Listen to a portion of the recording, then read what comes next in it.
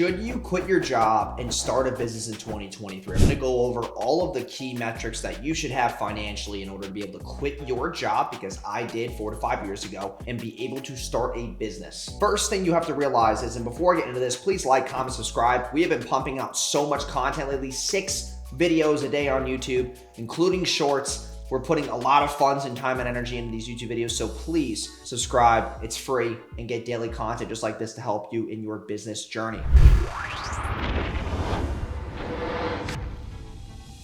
So the first things first is finances, okay? You need to have 6 months of living expenses saved up before you decide to take that leap of faith. And I'm not saying that to scare you, but just in case shit goes south, you can still eat, you can still pay your rent, you can still have your car, you can still have gas, you can still have, your time with friends. You can still have that balance and be able to take care of your family. Have 6 months. Personally, I would do 8 to 12, but 6 is usually a decent key metric. So make sure you have those 6 months living expenses for yourself and your family. And if your spouse is working or partner is working as well, make sure you have them have 6 months. So that technically you have 12, right? So you have that big cushion.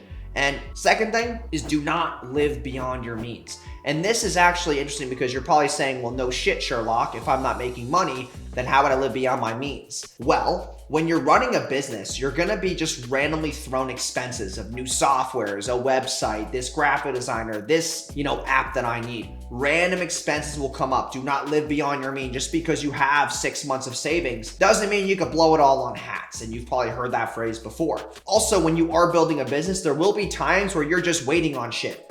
You're not really crazy busy because you're starting from zero. So when you are bored or sitting there wondering what else you can do, boredom causes you to buy stupid shit, especially when you have money saved. So understand you have to control that boredom level and keep yourself fucking busy. Number 3 is having it as a side hustle first before you go out and quit your job. Start dabbling at night. You get home at 5 to 6, start doing shit from 7 to 11. Yes, I know you might have kids, you might have other obligations. I don't really give a flying fuck because that's what I did. I worked from 8 a.m. while in college, by the way, 8 a.m. I had 3 jobs. I played tennis at the collegiate level until 8 p.m. And then I would go home and work from 9 to 1 a.m. and I would repeat the same shit every single day, 8 a.m. to 9 p.m. And that's just how I did it.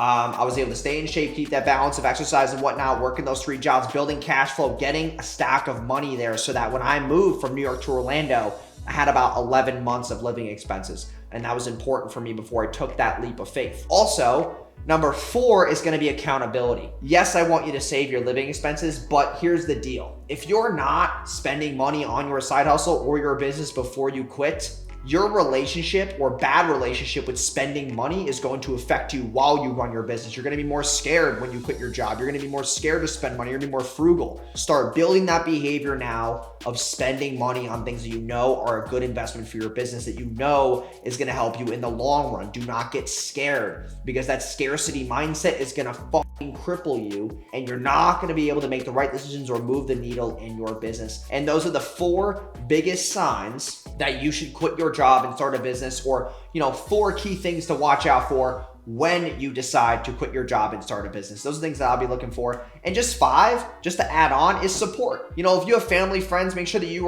have your right friend circle around you supporting you. And if you know a friend right now who is starting a business, supporting them is the most, you have no fucking idea. When I first started, I got one client on who just did it to support me because he just loved the hustle. You don't realize how much that can help your friends out and your family when they're trying to go on their own and start a business. It is dark. It is scary. It is fucking frightening. And the first thing that you could do for your friend right now or family member who's trying to go on their own is support them. I don't care if you have to spend money. You don't realize that that's going to give you dividends in the long run. As long as you are with them, you support them, and you care about their mission. So I hope you guys enjoyed today's video. Please like, comment, and subscribe for more videos just like this. Subscribe, please. It's free.